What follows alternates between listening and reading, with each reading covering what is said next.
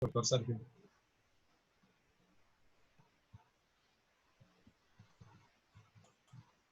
Nuestro tema de hoy es el final del confinamiento. ¿Qué enseñanzas deja la pandemia a la economía regional? Y nuestro invitado es Sergio Iván Olarte Armenta, economista principal de Scotiabank Colpatria. Tiene maestría en política económica de la Universidad de Illinois y además es analista económico del sector real y del sistema financiero. Él en las noches, algunas noches ha participado con nosotros acá y nos ha ayudado con algunos temas y para entender todo este tejemaneje de la economía nacional que no es fácil. Doctor Sergio, muy buenas noches. Bienvenido a Cero Coronavirus, el programa de la revista contraluzcucuta.co. Rafael, muy buenas noches y muchísimas gracias por la invitación. Es un gusto acompañarnos. A nosotros, para nosotros es el gusto, doctor, que usted esté aquí acompañándonos. Primera pregunta, doctor, ¿usted entraría a un baño público transparente? Pues en principio, como lo preguntaron, me sonaba muy difícil, pero después de entender cómo es la opacidad y ese tipo de cosas, creo que estoy de acuerdo con el doctor Pavón, que de hecho puede ser hasta más higiénico, porque uno sabe perfectamente en qué condiciones está el baño. Bueno, ya otro comprador, Rafael, ya convencimos a tres. Doctor, queremos dialogar con usted, conversar con usted esta noche acerca de el final del confinamiento que se anunció por parte del presidente Iván Duque, 1 de septiembre, todos a la calle de nuevo. Pues ahora es un aislamiento, pero con más prevención individual. ¿Qué enseñanzas hasta este momento, doctor Olarte, nos ha dejado la pandemia en la economía regional, específicamente en las regiones? Mire, yo creo que son varias cosas. Yo creo que lo primero que tenemos que entender es que no tenemos nada comprado, y que los choques, digamos, que vienen de la nada, se pueden presentar en cualquier momento. Eso es bien importante y creo que esta pandemia no solo en las regiones, sino en el mundo entero nos ha enseñado eso, de tal manera que tenemos que estar preparados para cualquier eventualidad. Lo segundo es que esto deja bastantes enseñanzas para el país como un todo, en términos que definitivamente las regiones deben tener muchísima más relevancia en el país. Fíjese cómo un departamento, por ejemplo, como el norte de Santander, que es muy rico en agricultura, ha sido capaz de ayudar al resto de la economía nacional en términos de abastecimiento de comida, en términos de inclusive manejo un poco de la migración venezolana, que eso ha ayudado de alguna manera a lidiar con todos estos 161 días de confinamiento que hemos tenido. Entonces yo creo que eso es un aprendizaje bastante grande. Pero el otro aprendizaje es que desde las regiones hacia el resto del país también tenemos que estar mucho más conectados y tenemos que entender que la economía como un todo se debe, digamos, de nuevo, qué pena la redundancia, conectar y lograr tener una productividad lo más grande posible y no pensar diferentes países en un mismo país, que es yo creo que una de las grandes falencias que tiene después de la descentralización de la Constitución del 91 en Colombia. Entonces yo sí creo que es bien importante aprender que las regiones importan, pero que las regiones también tenemos que tener conexión con el resto del país. Eso también es bien importante. Y lo otro es que, pues nada, estamos aprendiendo que lo que más importa en este momento es el consumo de bienes primarios y que la supervivencia es bien importante. Nos está dando la vida una oportunidad para hacer un pare y entender qué viene hacia el principio y que esta carrera por desarrollo y por querer ser un poco más que el resto de países y este tipo de cosas, puede tener un alto en el camino y entender mucho mejor qué es lo que realmente nos genera la felicidad y el desarrollo anhelado para el futuro, digamos, de la economía colombiana. Luis Jesús, lo escucha el doctor Olarte. Sí, hola, muy buenas noches para el doctor Sergio. Pues la pandemia nos ha enseñado muchas cosas. Primero, pues, y esto es como global, ¿no? Todo el mundo lo ha dicho, no estábamos preparados para eso. Pero ¿será que hoy sí aprendimos que tenemos que estar preparados para otras cosas más y quizás más graves que las que estamos viviendo? Porque es que recuerden que, por ejemplo, nada más con la contaminación ambiental, estamos hablando del calentamiento global y nos estamos preparando. Si es que el hombre no para el proceso de contaminación y destrucción de la capa del ozono para llegar a ese proceso de calentamiento global, mire, los incendios, cantidad de incendios forestales que ya tenemos en Europa y en Estados Unidos, lo sentimos nosotros en verano, pero en épocas de verano, donde sean las estaciones, es enorme, es extremo, como también es extremo los inviernos. Entonces, ¿será que esta pandemia sí nos ha dejado un gran aprendizaje hacia el futuro y posteriores eventualidades que podamos tener? Pues mire, esa es una excelente pregunta. Eh, Según lo que yo he leído, por lo menos, hay como varias vertientes sobre esto. Hay quienes dicen, eh, nada, nosotros somos quienes somos y nos dejaron encerrados por un tiempo. Vemos las caricaturas de los pasos en que hemos visto y al final vamos a hacer los mismos y salimos como gallinas a hacer lo que siempre hacíamos. Esa es una teoría. La otra teoría es que esto hay un antes y un después del coronavirus, del COVID-19. Yo quisiera pensar en eso. Yo quisiera pensar en que somos un poco más conscientes. Sin embargo, hay alguna evidencia de que no. Hay alguna evidencia de que esto puede ser simplemente un paro en el camino, pero que seguimos siendo quienes veníamos siendo. Una de las cosas es, por ejemplo, los problemas que ha traído, por ejemplo, para el calentamiento global y sobre todo para la contaminación, todo esto de bioseguridad, los tapabocas. Ahora los domicilios tienen, entonces, entre más bolsas tengan, entonces nos parece más agradable pedir a X o Y restaurante porque pensamos que es más sano y nos vamos a contagiar menos de coronavirus, pero lo que no sabemos es que los plásticos de un solo uso se están duplicando en su consumo o triplicando en su consumo en el mundo. Entonces sí tenemos que entender eso. Y yo sí creo, por el otro lado, por ejemplo, en Colombia, entre junio y julio, se han vendido 117% más carros eléctricos de lo que se vendió el año pasado. Esa es la otra historia, y es que buena parte de los jóvenes de este país y de los jóvenes del mundo están tomando esto como una oportunidad para ser un poco más sostenibles y convivir con el medio ambiente. Nos ponemos en nuestras redes sociales un montón de fotos de cómo, por ejemplo, desde Bogotá se ve el Nevado del Ruiz y se ve la Humarola y estamos súper orgullosos porque no hay contaminación. Bueno, ojalá que podamos seguir siendo así a partir del 1 de septiembre. Creo que hay de las dos vertientes y vamos a ver quién gana. Yo soy un optimista, digamos, crónico y espero que sea la segunda y que los carros eléctricos ganen y que seamos más conscientes, pero lo de los plásticos de un solo uso me parece bien preocupante y tenemos que comenzar a pensar en que no podemos simplemente utilizar cosas desechables porque así nos contaminamos menos. No, tenemos que ser conscientes que eso nos genera que en el largo plazo puedan existir más pandemias porque sencillamente estamos acabando con nuestro medio ambiente. Jorge Omar. Buenas noches, doctor Olarte. Sin duda que la pandemia no ha terminado.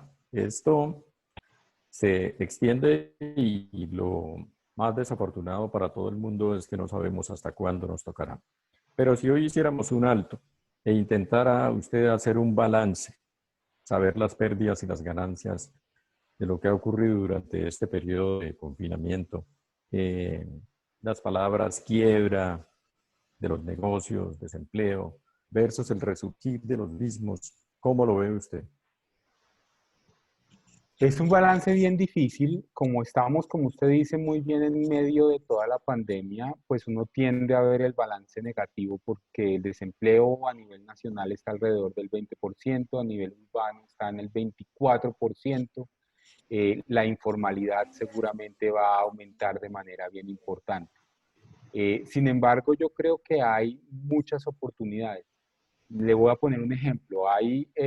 ¿Yo puedo hablar de nombres de empresas acá? ¿O Sí. estoy...? ¿Sí? No, Sí. tranquilo, doctor, sí, sí, sí. Por Después le ejemplo, pasamos la cuña.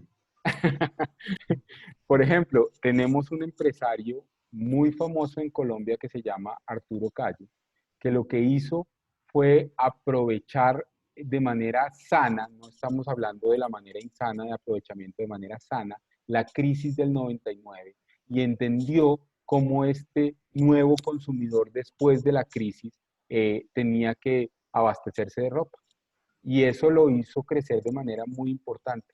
Creo que en medio de todo este terremoto en el que estamos, va a haber muchísimas oportunidades y entender, por ejemplo, que tenemos que ser conscientes con el medio ambiente, que este nuevo consumidor piensa mucho más en quedarse en la casa y las ferreterías se vuelven importantes. Ustedes no se imaginan cómo se ha recuperado el gasto en ferreterías porque ahora todos hacemos remodelaciones en la casa.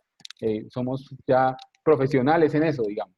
Entonces, ese tipo de cosas, entender a nuestros nuevos agentes puede generar muchas oportunidades. Y lo otro que me parece que es positivo en medio de todo esto es que estamos entendiendo que la solidaridad sí paga. Por ejemplo, no sé si en Cúcuta se da, pero por ejemplo acá en Bogotá tenemos una cantidad de músicos informales yendo por toda la ciudad tocando vallenato, música llanera, música ranchera, una cantidad de cosas y estamos entendiendo que no debemos molestarnos por ellos, sino que ellos están usando el rebusque y mucha gente realmente lo que está es aprovechando eso y recibiendo eso como un bien y pagando por eso. Y adicionalmente hay mucha gente sabiendo que la solidaridad paga en qué sentido, en que si hacemos que la base de la sociedad, que son los empleados, que no son fuertemente calificados, pero son los que realmente hacen el PIB, la producción del país, y hacemos que ese empleo no se pierda. Entonces hay muchas empresas luchando bastante para no despedir tanta gente, es lo que nos va a sacar más rápido de la crisis. Entre más desempleo hagamos, más difícil va a ser salir de la crisis. Entonces yo creo que eso también hay que rescatarlo y no solo rescatarlo, sino estimularlo. La buena solidaridad paga mucho. Ojo, es muy diferente a regalar dinero, a la caridad. La caridad a mí me parece que no es funcional, porque la caridad puede generar incentivos perversos en que yo regalo plata sin nada a cambio y después me van a exigir porque pues es un regalo. No, la solidaridad para ayudar a la gente a salir adelante trabajando. Creo que eso es muy importante y creo que en Colombia eso se ha venido presentando y tenemos que aprovecharlo. Pero por otro lado, pues estamos perdiendo cerca de 3 puntos porcentuales o 4 puntos porcentuales del PIB en este año. La recuperación seguramente el próximo año va a ser gradual. La agricultura va a ser muy importante, entonces vuelvo a las regiones, vuelvo al norte de Santander, porque la agricultura está demostrando que es resiliente y además como estamos gobernados en este momento por los bienes primarios, va a ser muy importante el próximo año. Entonces, sí, va a ser gradual, pero yo creo que es la oportunidad de volver a pensar, digamos, en el campo y a volver un campo productivo, no un campo, digamos, de pancoger y ese tipo de cosas, no, un campo productivo, una agroindustria de verdad. Creo que es el momento, nos está dando, de nuevo, el mundo nos está dando la oportunidad de parar, hacer un alto en el camino y pensar qué país queremos hacia el futuro y por qué no la agroindustria, que es muy importante y tenemos una riqueza muy grande en el país. Doctor Sergio, también se ha dado la oportunidad para los emprendimientos, especialmente de los jóvenes, y se ha reactivado y en medio de ese sentimiento de solidaridad que usted dice y que puso como ejemplo a los músicos, sí, aquí en Cúcuta también se da ese caso, pero también ha surgido ese, no sé si se pueda llamar mercado, el de los jóvenes que hacen un muñeco, hacen cualquier producto de pan y lo ponen a la venta, para lo que se ha utilizado mucho la red social, las redes sociales, doctor. Sí, mire, yo ahí tengo dos opiniones realmente. De pronto es porque yo no tengo la suerte de ser millennial ya, entonces tengo dos opiniones. Eh, sí, creo que eso ha sido una oportunidad bien grande, creo que hay que seguirla aprovechando, pero también creo que la pandemia y un poco antes de la pandemia también nos estaba enseñando que no cualquier emprendimiento es válido, que los jóvenes y los emprendedores en general tienen que ser responsables con su emprendimiento. No es cualquier emprendimiento, no es cualquier youtuber, no es cualquier, digamos, eh, influencer, no, son los que generan valor agregado. Y esto nos ha enseñado un poco, porque como hay tanto desempleo, entonces, ¿cuál es, digamos, la forma menos difícil de salir de esto? No, pues hagamos un emprendimiento o volvámonos youtubers. Y comienza, como hay tanta competencia, comienza a segmentarse de alguna manera todo esto y a salir los emprendimientos que realmente valen la pena y generan valor agregado y posiblemente van a durar en el tiempo. Entonces el mensaje es que sí, definitivamente, las redes sociales, la parte digital, no solo cogió fuerza, sino es el nuevo normal y tenemos que ajustarnos a eso. En este momento ya mi mamá que tiene 70 años o más de 70 años, me enseña cómo hacer transacciones bancarias, eso me parece emocionante, digamos, pero también tenemos que entender que eso no es, eso también tiene su trabajo y tengo que pensar en un emprendimiento como una empresa, como un todo y ser productivo dependiendo de eso, o si no, la competencia simplemente me va a sacar. Entonces son las dos cosas. Sí, definitivamente el emprendimiento es muy importante, pero el emprendimiento responsable, con valor agregado y generando sostenibilidad en el tiempo. Claro, y que genere algunos impuestos, Luis Jesús, porque toda la ganancia se va a quedar es para el emprendedor y al gobierno no le va a quedar nada. El micrófono, Luis Jesús. Sí, señor. Estamos de acuerdo en que toda la pandemia nos ha enseñado que debemos reinventarnos y en ese reinventarnos estamos en la innovación, ¿cierto? En los emprendedores y que de verdad que tuvieron que ingeniárselas para poder mantenerse recogiendo el diario, la alimentación, la salud, el vestido, entre otros. Es importantísimo eso, pero los que no son dados a ser emprendedores y que están quedando desocupados porque es que la pandemia nos va a dejar un nivel altísimo de desempleo, muy alto, más alto del que teníamos y máximo acá en Cúcuta, doctor, porque es que en Cúcuta siempre el DANE, hasta hace como 2, 3 años, empezó a decir un poquito la verdad, porque es que en Cúcuta alguien hace pasteles y pone una venta en la esquina con una vitrina y entonces ese no es desempleado y otro saca una chacita para vender cigarrillos y pipas y ese no es desempleado. No, no, no, no, esos son desempleados. Lo que pasa es que es otro tipo de empleo que se maneja en Cúcuta, que es el empleo informal o el subempleo, pero que realmente están dentro de la tasa del desempleo a nivel nacional. A nosotros nos extrañaba mucho que siempre el DANE a Cúcuta no la diera como una de las ciudades con mayor índice de desempleo. Pero cuando ya vinieron, hicieron el estudio de campo y miraron la realidad que vivimos en Cúcuta, nos pusieron en el primer lugar lamentablemente. Pero ¿qué es lo que va a pasar después de la pandemia? ¿Será que el gobierno nacional va a invertir? ¿Será que el gobierno nacional le va a abrir las puertas o va a invitar a los inversores extranjeros para que vengan a esta región de Cúcuta, norte de Santander y a todo Colombia? Pues estamos hablando hoy de la región norte de Santander para que generen empleo y podamos sacar la economía adelante de esta región y poder ayudar a toda esa población que va a quedar muy golpeada después de la pandemia? Pues Luis Jesús, yo lo respondería de doble vía.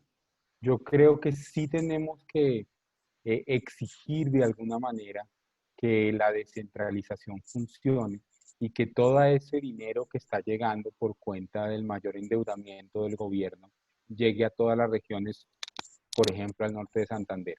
Pero es doble vía en términos que yo, ¿por qué voy a recibir dinero?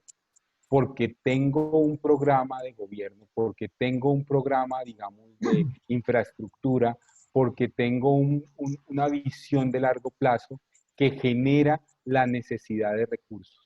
Entonces, yo lo que creo es que esto tiene que ser de lado y lado en términos de yo voy y digo, mire, es que tengo un programa muy serio y para eso necesito tantos miles de millones de pesos. Es mucho más, digamos, factible que el gobierno regional, central, departamental, frente a un estudio de proyectos serio, un emprendimiento serio de dinero, a simplemente es que tengo que ayudar al empleo, ¿no? Porque si no, lo que pasa es que somos 50 millones de colombianos, es 20% de desempleo, puede llegar más alto. El próximo lunes nos mostrarán la cifra de julio y puede llegar mucho más alto. Entonces yo tengo que dar como en cada región o a cada parte de manera más productiva para que genere el mayor empleo posible. ¿Qué genera el mayor empleo posible? La empresa productiva y los proyectos serios y los proyectos sostenibles. Entonces, a mí sí me parece que hay que exigir la plata, hay que exigir que la descentralización funcione, pero digamos, con seriedad y con proyectos de largo plazo que reciban naturalmente el dinero y se note en qué se está gastando ese dinero. Tenemos una inquietud que nos han planteado acá en Facebook. Buenas noches, Andrea Valderrama desde Medellín. Mi pregunta para Sergio es, ¿cuánto tiempo vamos a tardar en recuperarnos económicamente como país? ¿Y en qué momento vamos a volver a los caminos del crecimiento? Andrea, muchas gracias por la pregunta. Muchas gracias, Rafael, por transmitirla. Pues mire, yo creo que lo primero es que tenemos que entender que no vamos a retornar fácilmente a lo que teníamos en el 2019. Nuestros cálculos es que este año nosotros tenemos un crecimiento de menos 7.5%. Nunca se había visto en la historia reciente de la economía colombiana, con digamos, recuperación gradual de la economía el próximo año, 5%. Entonces, la forma fácil de responder la pregunta es no se preocupe, el próximo año vamos a volver a crecer. Pero la respuesta que me parece más adecuada es sí, vamos a crecer, pero desde un punto bastante bajo, que lo que nos va a hacer es que si crecemos 5% el próximo año, vamos a tener la producción de 2017. Ni siquiera la de 2019 o la de 2018, no, la de 2017.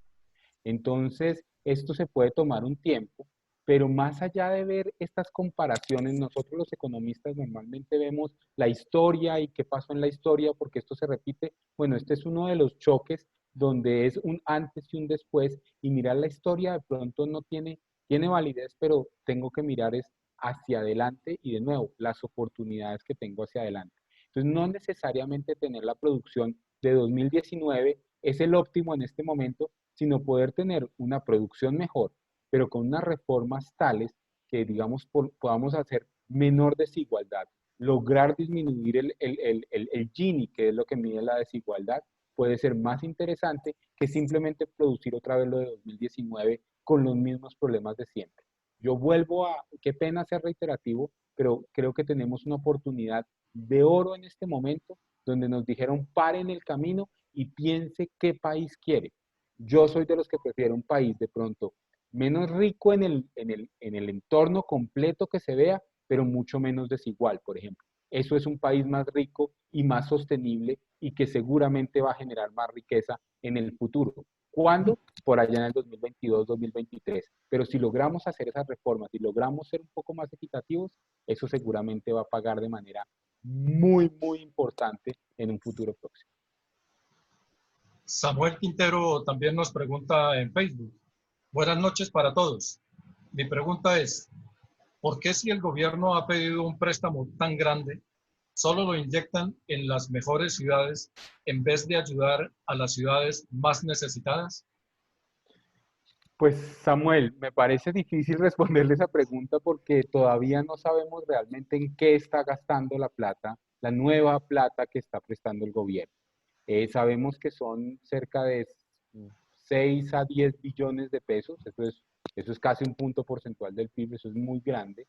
Eh, pero también sabemos que depende de los programas que el gobierno quiera estimular de alguna manera. Entonces, por una parte, pues por desgracia todavía en este país el 40% del PIB se hace en Bogotá y en Medellín. Entonces es donde más empleo hay. Entonces esa es una de la parte de la respuesta, pero la otra parte de la respuesta es que tenemos de nuevo que estimular de alguna manera que la descentralización funcione y dejar de pensar que estar 2.600 metros más cerca de las estrellas está bien. Lo que tenemos es que irnos a las regiones, irnos sobre todo a las fronteras, entender que abrir el país es muy importante y que las regiones cerca a las fronteras nos generan eso, aperturas del país, por ejemplo Cúcuta, por ejemplo Cartagena, por ejemplo Santa Marta. Yo creo que hacia allá estábamos yendo antes del COVID y en este momento lo que sucede es que estamos peleando para que el desempleo no crezca tanto. Entonces seguramente es donde vamos a ver el mayor gasto. Sin embargo, no es claro dónde se está gastando todavía la plata. Eso lo sabremos en diciembre, que nos presenten como el balance. Yo aspiraría que es ponderado por la cantidad de empleo que hay en cada una de las regiones. Jorge Omar, Para el gobierno en general, tanto el gobierno nacional que preside Iván Duque como para los gobiernos departamentales y locales, esto ha sido una situación también nueva y también premiante, porque nadie estaba, como se ha dicho, preparado para hacer frente a esta situación. El gobierno en todos los niveles, pues entonces ha tenido una disyuntiva, salud versus economía. Y comenzaron como protegiendo la salud con el confinamiento. Nos duró un tiempo y después entonces la gente del sector productivo empezó a decir, si no salimos a producir, si no nos dejan trabajar, nos quedamos sin empleo, el país no va a crecer, el país va a tener un déficit mayor. ¿Cómo cree usted que ha sido el manejo del gobierno a todo nivel con respecto a esto, doctor Olarte? Pues Jorge, mire, yo creo que inicialmente la primera evaluación es relativamente buena. Acá había que escoger, como usted dice, entre el menor de todos los males, ¿cierto? De varios males. Y lo que se hizo fue priorizar la salud sobre la economía inicialmente. Y creo que, pues en mi concepto, mi opinión personal es que era lo que tocaba hacer, es lo que se estaba haciendo, digamos, a nivel mundial, entonces era muy difícil ir en contra también de eso. Sin embargo, la cuarentena en Colombia ha sido una de las más largas en el mundo y cerrar la economía durante tanto tiempo fue muy costoso, tanto que nos costó que el segundo trimestre del año ya hubiéramos caído en la producción 15.7%. Eso es una cosa sin precedentes y creo que ahí se nos fue la mano. Sin embargo, creo que no es culpa del gobierno solamente, es culpa del Estado como un todo. ¿Y quiénes somos el Estado? Somos todos nosotros. Nos intentaron dejar salir un día, que fue el día sin IVA, y lo que pasó es que el gobierno se dio cuenta que estábamos locos, básicamente, y salimos como gallinas a comprar cosas y a contagiarnos así de la nada, ¿cierto? Entonces nos tocó que nos volvieran a encerrar. Yo creo que lo que se viene ahora es una cosa mucho más de entendimiento y de cultura ciudadana y de cuidarse a sí mismo para cuidar el entorno, que yo creo que ya aprendimos un poco y tocó que fuera tanto tiempo de cuarentena para que entendamos que si no lo hacemos, nos vuelven a encerrar y esto puede tomar unos peajes o problemas mucho más grandes para la economía colombiana. Entonces, yo lo que creo es que en principio estuvo bien, fue demasiado largo, faltó comunicación clara para lograr que la cultura ciudadana creciera más rápido por eso tuvieron que tener más garrote que zanahoria. Yo creo que si hubieran tenido una comunicación mejor, hubiéramos podido salir un poco antes. Vamos a ver qué pasa con este experimento en septiembre. Esperemos que sí nos podamos cuidar por nosotros mismos, pero creo que volvernos a encerrar sería muy, muy grave y ese es como la fuente más importante, digamos, que se le puede eh, criticar al gobierno, pero al Estado también como un todo. Nosotros también somos responsables por eso. Permítanme, saludamos a Juan Carlos Castañeda, Rafael Yamit Pavón, John Henry, Samuel Quintero, Erika Paola Núñez, Ramiro Landines, Jairo Ortiz, Natalia Ricardo, Yolet López, Iván Rodrigo Sánchez, Andrea Avellaneda y Camilo Andrés Hurtado, que están con nosotros siguiendo la transmisión y este diálogo que tenemos con el doctor Sergio Olarte. Doctor Omar Hurtado le pregunta, disculpen mi pregunta, si las medidas tomadas en Bogotá de 4x4, si es una medida que sirva para reactivar la economía tan golpeada por la pandemia. Omar, excelente pregunta. La respuesta es no sé, porque todavía no hemos tenido, digamos, la oportunidad de convivir en el 4x4 en Bogotá. Sin embargo, si es un paso adicional, miremos cómo la alcaldesa López era de las digamos, gobernantes regionales más estrictos en términos de cuarentena y de encerramiento. Y lo que está haciendo es reabriendo de manera importante la economía. Yo creo que sí va a ayudar, pero que si es suficiente, pues no creo, porque pues al final los comercios necesitan de estar mucho más tiempo abiertos. Los arriendos se pagan por 7 días, entonces trabajar 4 me dejan 3 días complicados, digamos, pero creo que es parte de la gradualidad en la apertura de la economía. Y yo espero que esto funcione porque, de nuevo, si pasamos de full confinamiento a cero confinamiento, es muy probable que simplemente nosotros salgamos y, como decía un poco al principio Luis Jesús, de pronto volvamos a ser quienes somos y en 15 días la señora alcaldesa nos dice, no, las UCIs otra vez están al 90% y nos toca encerrarnos a todos. Entonces yo creo que es una cosa gradual que si funciona o no, creo que nos toca demorar 2 semanitas o algo de ese estilo para ver si efectivamente en indicadores líderes que se llaman como por ejemplo la demanda de energía, la demanda de gasolina, la movilidad como fuente de Google. Google, ustedes saben que Google nos conoce mucho mejor que nosotros nos conocemos a nosotros mismos, entonces sabe perfectamente cómo nos movemos y hacia dónde nos movemos. Esos 3 indicadores son muy importantes para mirar cómo la estructura de apertura de la economía se están utilizando en Colombia, nosotros los utilizamos mucho, pero se están utilizando también en el mundo. Entonces la demanda de energía diaria, la demanda de gasolina y la movilidad nos lo dirán más o menos en unas 2 semanas. Yo creo que va a funcionar parcialmente, que si es suficiente y esto nos va a sacar de la recesión, no creo. Yo creo que tenemos que abrir la economía como un todo, pero eso se necesita gradualidad. Consuelo Pavón y Reinaldo Fuentes también están conectados con nosotros a esta hora, Luis Jesús, y nos escuchan en este momento este diálogo que sostenemos con el doctor Sergio Olarte de Scotian Bank Colpatria. Un saludo muy cordial a todos nuestros seguidores, fieles seguidores, noche a noche. Lo del 4x4 estoy de acuerdo con el doctor, es una apertura gradual y según alcancé a escuchar a la alcaldesa, pues los 4 últimos días del fin de la semana son como las actividades que más se desarrollan el fin de semana.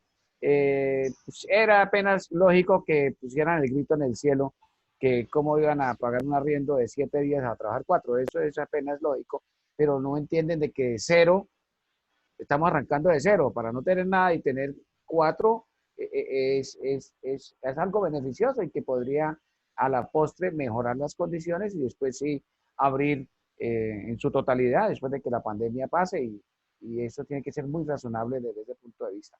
El doctor Sergio nos dijo hace un rato una frasecita, no sé si la capté bien, quisiera un país menos rico a nivel general, pero más equitativo, ¿sí? Más o menos eso fue lo que dijo. Y entonces, ¿cómo hacemos con la corrupción?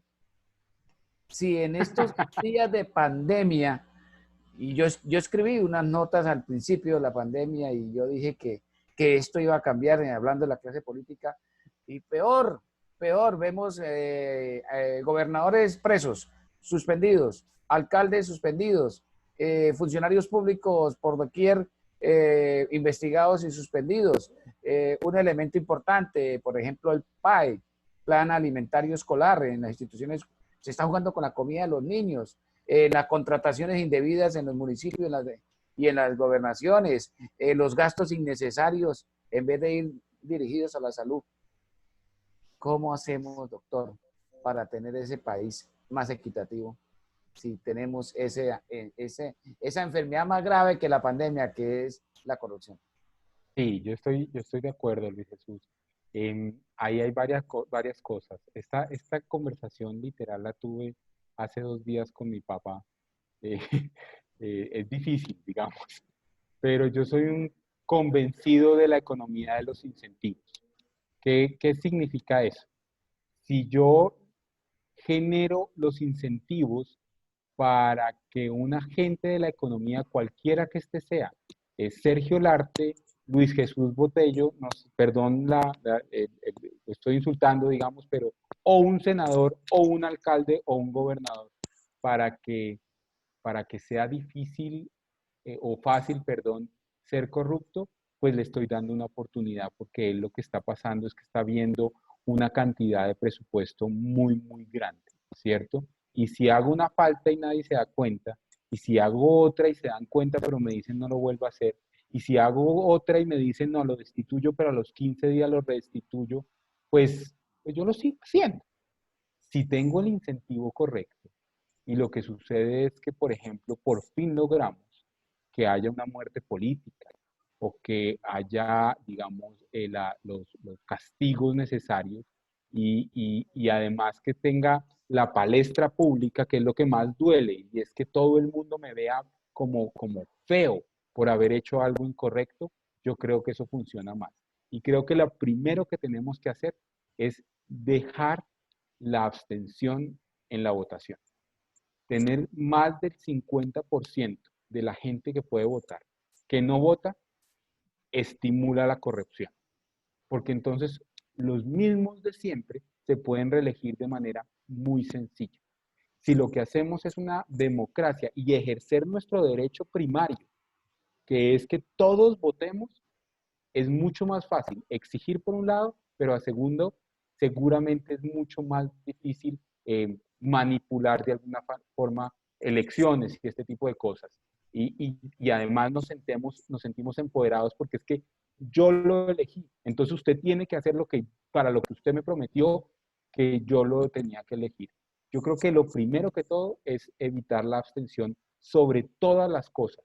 No estoy de acuerdo que sea obligatoria, pero lo que sí creo es que si usted no votó, pues entiéndase con lo que quedó, digamos, ¿cierto? Y lo segundo es que yo sí creo que tenemos que hacer una reforma bien importante, sin ánimo de meterme en política, porque si me comienzan a hablar de política, yo les digo, no sé, ¿cierto? Entonces, pero sin ánimo de meterme en política, una reforma seria a la justicia y una reforma seria fiscal. Creo que eso es muy importante y generar los incentivos correctos para que a la gente le quede más difícil o le cueste más o lo piense 2 veces antes de entrar a ser corrupto. Antes de eso, antes de la cultura ciudadana y por ejemplo, nosotros mismos. Entonces, no, yo me paso un semáforo en rojo, pero es que yo iba de afán y lo hago solo una vez. No. Eso ya es muy grave. O hago doble fila. Y entonces, ¿y qué? Pero la doble fila, ¿a quién le importa? Pues resulta que por la doble fila, 10 personas llegaron tarde al trabajo. Eso está, y pues, medidas proporciones igual de mal que la corrupción como la conocemos. Entonces tenemos que comenzar a exigirnos a nosotros mismos y de esa manera exigir a todos nuestros gobernantes. Jorge Omar, Pues, doctor Olarte, usted ha hablado de la reforma a la justicia. Y una de las cosas que tiene que tener cabida en esa nueva justicia es la cadena perpetua. Y la cadena perpetua, pues, está concebida en un proyecto de ley para los violadores de los niños.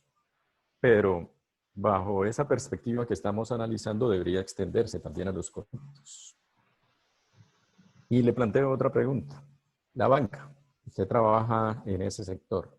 ¿Cómo cree que le irá a la banca al terminar este año? Van a tener menos ganancias que los de los años anteriores, seguramente. Usted me está metiendo en muchos problemas, pero bueno, le voy a picar, le voy a No, picar. no, hablemos de la banca de otro país. A ver cómo es la vaina. No, primero le voy a contestar lo que yo pienso. Tengo que ser bien claro. Esto es lo que piensa Sergio Larte, no lo que piensa Scotiabank Colpatria.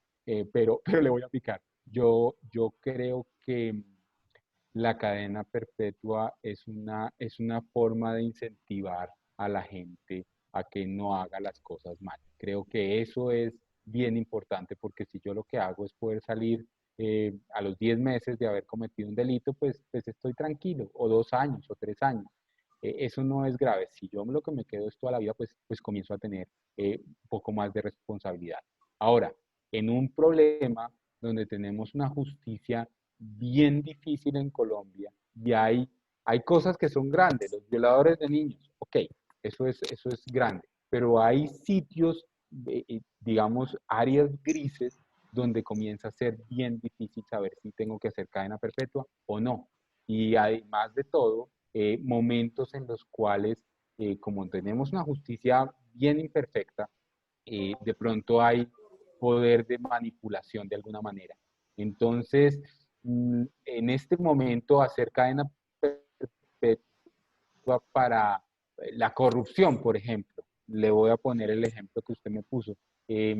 De pronto puedo manipular las cosas para ejercer y decir que tal fue corrupto y de pronto no lo era. Y yo soy el corrupto, ¿cierto? Eso pasa en todos los países, pero en un país con una que necesita tanto esta reforma a la justicia, puede ser complicado. Entonces yo primero pensaría en la reforma completa a la justicia y ahí después quién se merece o no la cadena perpetua. Sobre los bancos, mire, definitivamente los bancos en Colombia, así, me voy a meter en problemas con mis jefes. En Colombia van a tener unas ganancias o inclusive unas pérdidas este año, ganancias más pequeñas o inclusive pérdidas. ¿Por qué? ¿A qué juega un banco? ¿A qué juega el sistema financiero? Coge el ahorro de la gente que tiene excesos de liquidez y lo presta a la gente que necesita la liquidez. ¿Para qué? Para hacer compras de consumo o proyectos productivos.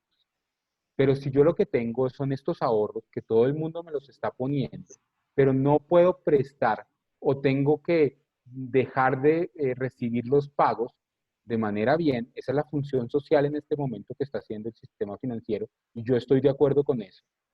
Pero tengo alivios, entonces no estoy recibiendo los pagos de cartera, pues entonces comienzo a no tener negocio, ¿cierto? Y pues sin negocio pues no tengo utilidad. Entonces vemos, por ejemplo, como la mayoría de la banca en julio o disminuyó de manera muy importante 50, 60, 70% sus utilidades o inclusive hubo pérdidas precisamente por ese tipo de cosas. Yo creo que la banca colombiana está preparada para eso. Es una función social en este momento. Me parece que lo está haciendo bien, pero no puede durar por siempre. Y entonces esos alivios deben ser temporales y en la medida en que se reactive la gente, la economía, la gente tiene que comenzar a pagar. Y lo otro es que si la gente puede pagar, es mejor que pague. ¿Por qué? Porque si no paga, le estoy quitando esa cantidad de recursos a otra gente que sí lo necesita. Y fíjese que esto es un esfuerzo gigantesco. Estamos hablando de cerca de 225 billones de pesos de alivios que está dando el sistema financiero como un todo, ayudando al gobierno y ayudando a esta pandemia. Pero esos recursos son al final, pues es temporal. Si yo lo que hago es acogerme al alivio porque es chévere, pero puedo pagar, pues le estoy quitando plata a alguien que sí lo necesita. Entonces sí, el sistema financiero creo que es robusto en términos de que tiene las provisiones necesarias para poder coger esas pérdidas, pero este año, Ya el próximo creo que es difícil. Entonces pienso que esto es temporal, más que otra cosa. No sé si le respondí o le evadí la pregunta. Está bien. Doctor, en ese mismo sentido de ganancia-pérdida, ahora al comienzo del programa, usted escuchaba que decíamos que está de cumpleaños Ecopetrol, que en 1951 se fundó esta empresa de petróleos. A Ecopetrol, ¿cómo le ha ido? ¿Cómo le va a ir? ¿Se ve afectado en este momento? Definitivamente yo no veo empresas como un todo, yo soy mucho más macroeconómico, pero lo que sí le puedo decir es que Ecopetrol redujo sus utilidades de manera muy importante en el segundo trimestre del año, eh, por cuenta que el petróleo cayó, inclusive el WTI tuvo precios negativos durante 2 semanas o algo de ese estilo. Y el Brent, que es el que realmente le importa a Ecopetrol, alcanzó a niveles de $17 el barril. Entonces así, si a mí me cuesta más o menos entre 27 y $30 el barril sacar petróleo, venderlo a 17, pues produzco a 30 y vendo a 17, pues estoy teniendo pérdida. Entonces sí, a Ecopetrol definitivamente le fue regular. Eh, Sin embargo, si ustedes ven, digamos las petroleras de la región, inclusive del mundo, Ecopetrol, gracias a toda la reingeniería en su estructura financiera que hizo después de la caída de los precios del petróleo en 2016, es de las empresas que menos mal les fue en términos de esta pandemia. La mayoría Petrobras, Pemex, bueno, Venezuela ni hablar, pero muy buena parte de las petroleras en el mundo efectivamente tuvieron pérdidas en el segundo trimestre del año. Ecopetrol casi no tuvo utilidades.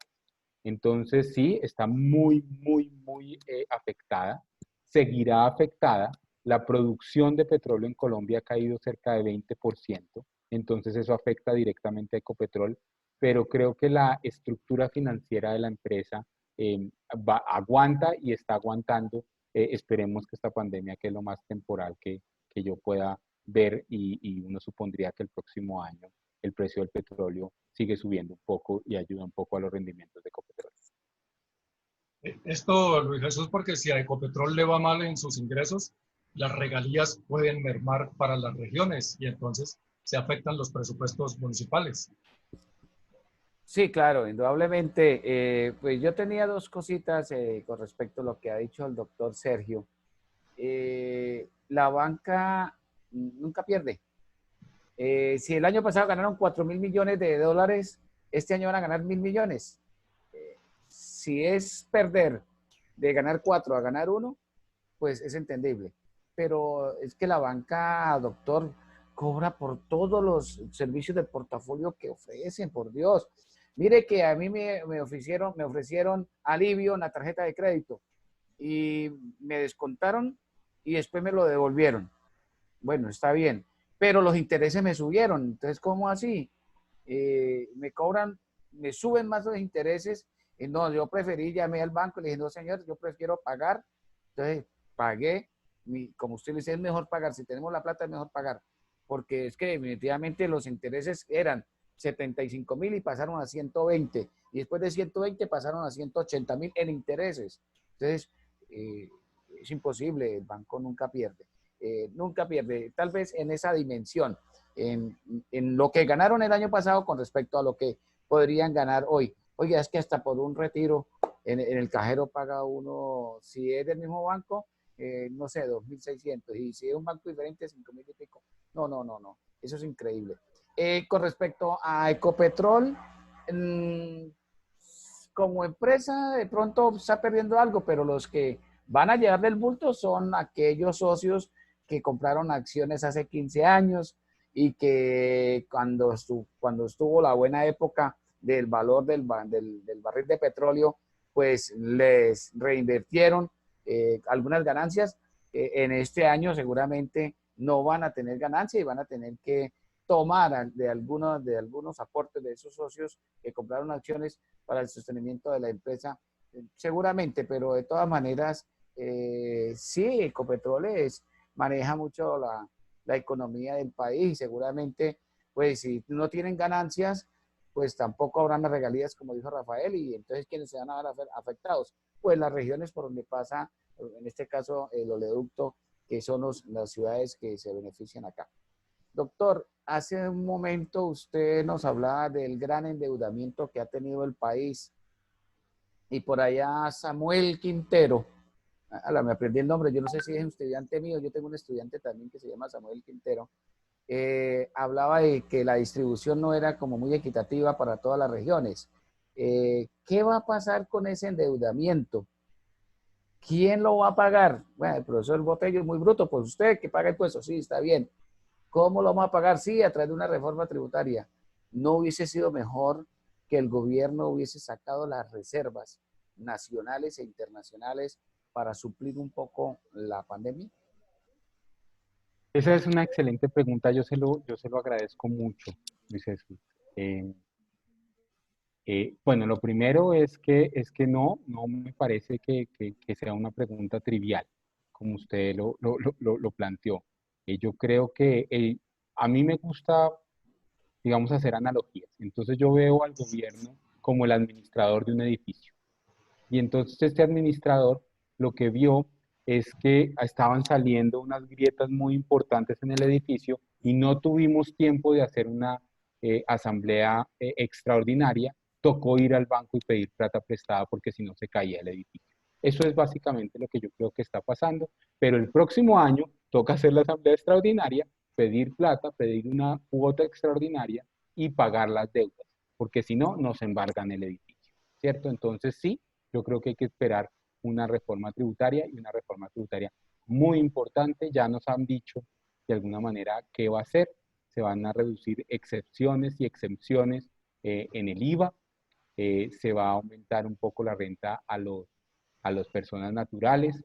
Se está hablando que la evasión del IVA son más o menos eh, como 17 billones de pesos, que es casi lo que se necesita, que son 2 puntos del PIB. Eso me parece que hay que contar con eso, por lo menos que la presenten. ¿Qué pasa en el Congreso? No sabemos, pero que la presenten. Lo otro es, sí, yo tengo 50 billones de dólares, 50.000 millones de dólares de reservas internacionales. ¿Por qué no coger esa plata y gastarla? ¿Cierto? Esa es una posibilidad. Sin embargo, el problema es que nuestra deuda es mucho más grande que 50.000 millones de dólares y nosotros siempre vamos a tener necesidades de endeudamiento. Somos un país en desarrollo y el país en desarrollo necesita hacer infraestructura y una cantidad de cosas. Entonces, si yo tomo las reservas que tengo, ¿cierto? Algo así como mi codeudor, si yo lo que hago es que le digo a mi codeudor que pague, entonces la próxima vez que vaya a pedir plata prestada me van a decir, uy, pero es que usted no tiene después patrimonio, no tiene absolutamente nada, yo mejor no le presto o le presto a una tasa muchísimo más alta. Mientras que en este momento el endeudamiento del gobierno estuvo a tasas del 2% en dólares, estoy de acuerdo, pero a tasas del 2%, tomar esas reservas internacionales puede querer decir que el próximo año el endeudamiento pueda ser como le prestan a Argentina, que le prestan al 25, 30%, ¿sí? Entonces, de pronto, echar mano de las reservas que son precisamente para mm, generar esa tranquilidad frente a nuestros acreedores, nos puede salir mucho más costoso. De todos modos, vamos a tener que seguir pidiendo prestado. Entonces, esto es como hay que ser y parecer al mismo tiempo. Hay que ser responsable. Nosotros no dejamos de pagar nuestra deuda desde 1932, una cosa de estilo, pero también tenemos que mandar la señal que no se preocupe, que si algo pasa, tenemos de dónde podemos vender el carro y pagarlo, básicamente. O tenemos el local en el edificio del ejemplo, que no se preocupe que eso se arrienda y se le paga. Si lo que hacemos es vender el local, pues listo, por una sola vez vamos a poder pagar la deuda, pero después ya no va a tener nada que hacer y vamos a tener que pedir muchas más cuotas extraordinarias en este edificio. Entonces, utilizar las reservas internacionales, la verdad es que no me parece conveniente, no por el corto plazo, no por el COVID, puede funcionar, es más por el largo plazo y por la sostenibilidad de la economía colombiana y de la deuda pública colombiana. Ok, gracias. Luis Jesús dice Samuel Quintero, sí señor, yo soy estudiante suyo. Ah, qué bien. Y Fernando Fernández Rivera agrega un aditamento ahí a lo que Jorge Omar quiso que se comprometiera usted, doctor. Dice, más que imperfecta, la justicia es permeable y permisiva con los delitos atroces. Eso lo dice Fernando Fernández. Doctor Sergio Olarte, yo sé que hablar con usted es sabroso y Sí. vea que se nos ha pasado el tiempo y si quisiéramos seguir acá, vamos a seguir, ¿verdad? Pero le agradecemos por su tiempo. Lo que Luis Jesús y Jorge Omar no saben es que el doctor está en vacaciones. Miren lo que hizo para estar aquí con nosotros, una deferencia. ¿Quién deja sus vacaciones para venir a conversar? El doctor Sergio Olarte. Muy gentil de su parte, doctor, muy amable. Y nosotros en el programa entre semana publicamos los comentarios suyos que nos envía Camilo Hurtado, a quien le agradecemos el contacto que ha sido posible con usted. No, a ustedes muchísimas gracias. Esto es supremamente enriquecedor para mí y ojalá nos podamos ver pronto y poder volver a hablar pronto. De verdad les agradezco mucho la invitación. Gracias, Sí, doctor, señora. muy amable. Muchas gracias, doctor.